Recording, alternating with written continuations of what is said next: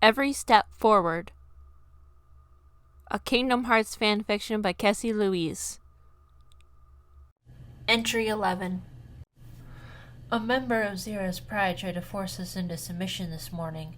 He called himself Nuka, her oldest son. The beast did not know what to make of the lion. I could share very similar sentiments. Nuka is a bit scattered, not just in mental capacity, but also in where his heart aligns. He has a strong faith in his mother, but in asking why, he just brushed it off and replying that it was what his mother wanted. She wanted us to be in her pride, to usurp Simba on his throne. They have talked about us, or rather the beast's progress, much over the past few days. I was not going to take orders from this lion, however idiotically brave he was for having the chutzpah to even demand this. He retaliated in an even more idiotic manner. He chose to fight the creature sleeping in pure darkness. The beast did no such thing under my orders. It proved its abilities to dodge unnecessary blows, that's for certain. Our hand was forced when Nuka tried to attack me instead. The beast retaliated so quickly that I was genuinely taken aback in surprise. I considered something in that moment, something about Sora's heart that I refused to voice here, or ever. To watch it attack with pure instinct while still seeing the effects of its training was truly something to behold. The creature had Nuka down to the tiniest sliver of life before the lion sister, Vitani, intervened. She admonished us more so than him. A few biting words were exchanged before the two left. My instincts wanted me to finish off the rest of Nuka's life. It was only the concept of world order that held me back. That and how exhausted the beast was. Apparently fighting from pure rage exhausts it. That simply won't do. We need to work on that more.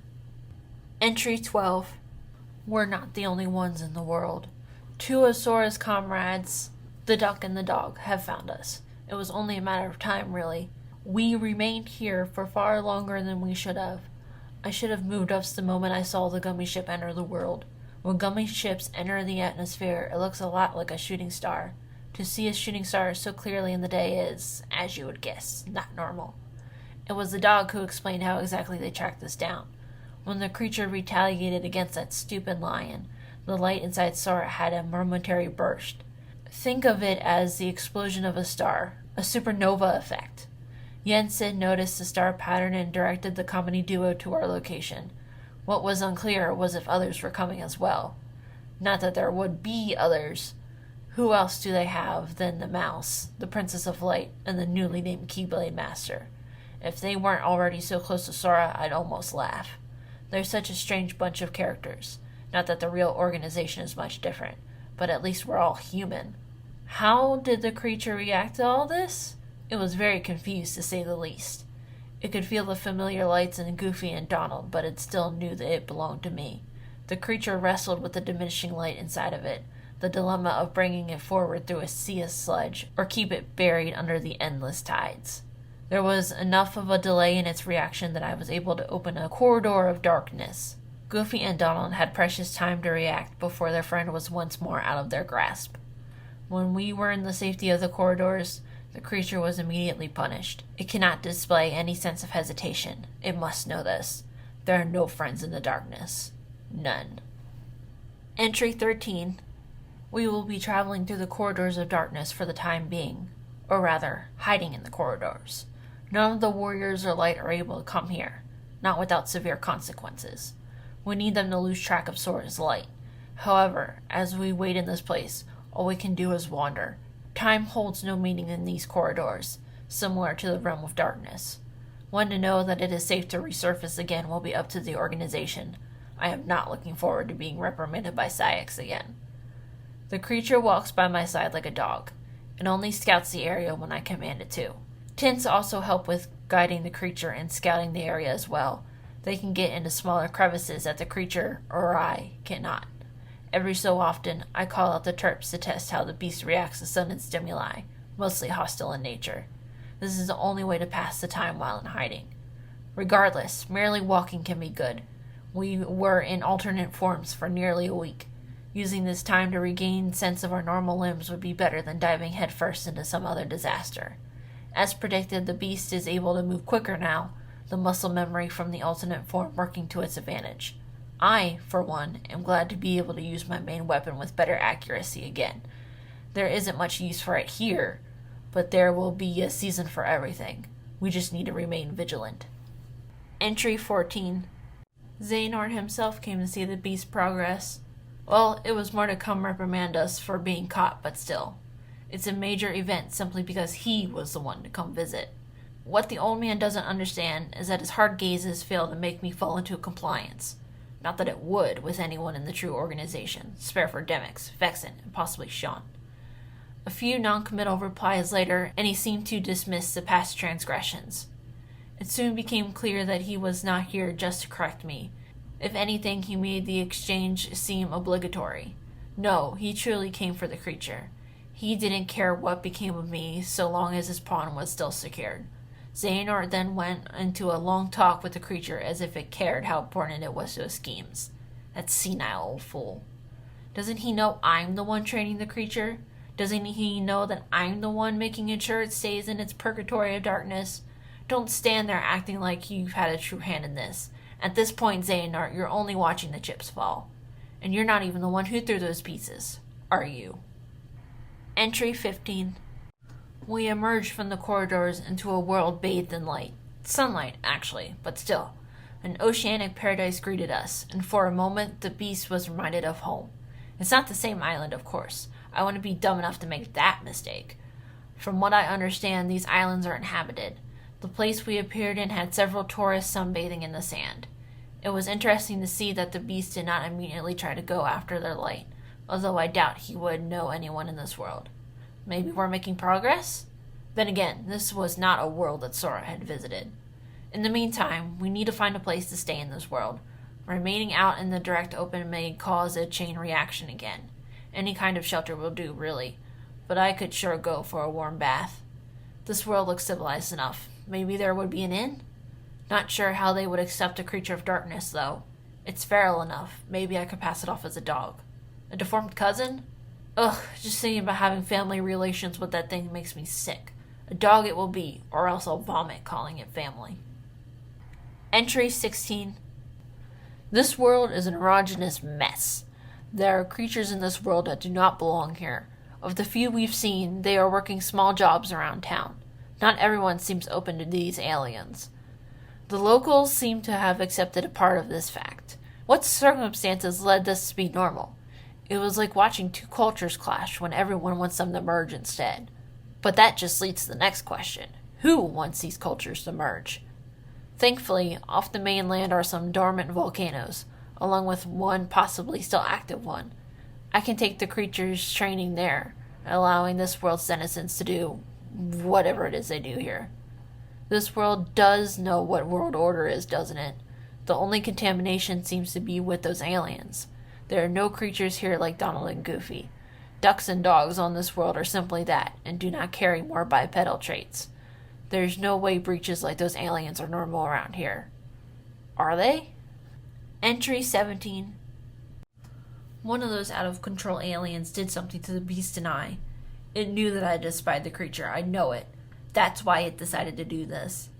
Allow me to explain the situation a bit better. After finding a cozy hostel to stay in, we both got a decent amount of sleep. The next morning, the beast and I went back to the beaches for training. I wanted to focus on the beaches specifically so we can work on the beast fighting back old memories. It was both a good and horrible idea. The creature started to resist. In trying to make the thing heal, one of the aliens saw us. The stupid thing thought that we were arguing, and, before I had time to notice it proper, it joined our wrists together with some sort of super bonding agent. Nothing I've tried will make the agent go away. We are stuck like this. We are almost literally joined at the hip now. Zigbar is laughing. I don't know where he is right now, but I know he is. That stupid laugh echoes. Like many things, I have learned from my other that adaptation is the only thing you can ever rely on. I have to find methods of working with this creature in this joined state. This is going to be nothing short of torture. Entry 18. The creature and I were bound together for several hours. It was not a pleasant experience. Not all hope is lost, I suppose. We have found an alternate mode of travel. I am just small enough that I can piggyback on the creature. It's thoroughly baffling that this never occurred to me before. Being mentally older than your body can cause a few discrepancies, I suppose. Even more surprising, it was the creature that had the idea. It was a momentary spur of thought. Do not be misguided. The creature simply picked me up, placed me on its back, and then took off without a second glance. To avoid any conflict and allowing it to have free thought, I subjected it to a harsh regime when we reached our location. The action was far too clever. It may have been instinct. At this point, it doesn't matter. Further training must be done to ensure that the beast has both the endurance and strength to carry myself over great distances. It can already go pretty far, a fact that did surprise me. I'm not fond of how many surprises this thing is deciding to show me as of late. Something about it is incredibly unnerving. A little girl later approached us. She called herself Lilo, and that she had a solution to the bonding agent. Mud. It dissolved with mud. You can only imagine the amount of expletives I wanted to subject that child to. Entry 19. I will not remain in this world any longer. I refuse to. There's no way in any of the worlds that I will wait around until the next alien of the week thinks it's funny to fuse me and the beast together again. The only positive outcome of coming to this world is finding that the beast has no qualms with carrying me. Perhaps our next world should be a training arena. There used to be a world just like that. Not the one with the hero Sora knows, but another. One that was briefly visited by Ventus, Aqua, and Terra before fate hit them all like a truck. It was a barren world that existed in the in-between. If there are natural residents, they do not reside there long. The world was made to test one's inner worth and strengths. A powerful hub for warriors to gather in a non-corporeal place. Any battles fought were measured, and no real harm could come to them as they trained. Yes, I believe this world will be best for now. Here's hoping it can be accessed through the corridors. I'll have to ask Vanitas. Entry 20. A small bit of luck has come our way. The Mirage Arena still stands. The lobbies are gathering dust and the silence is nearly deafening. Does anyone but the Fallen Three know of this place? This would be an excellent place to train the organization while we all lay in wait for the final battle. For now, this place belongs to just us. From the main console, I will be able to give the beast training that would have once been impossible otherwise. I can even set the main transporter on a timer so I can join in on a few exercises as well. However, we need to raise the stakes. Any enemies the arena calls forth are non-corporeal. They will not pack the proper punch if the beast fails. So, I must bring forward another. I will summon the other half of my other. Her Heartless. I am not fond of the thing. It is quite big. At least it is in relation to my current size. Even then. Between the two of us, it was the Heartless that she feared the most. It was a very human-like entity too, a rare enough feat on its own, but it is not as human as Ansem. We will likely never see a Heartless like that for a long time. Regardless, the strength of her Heartless is nothing to ignore either. It will be able to take on the beast without breaking a metaphorical sweat. It will be a good opponent for the beast for now. For as long as I can stomach it, of course.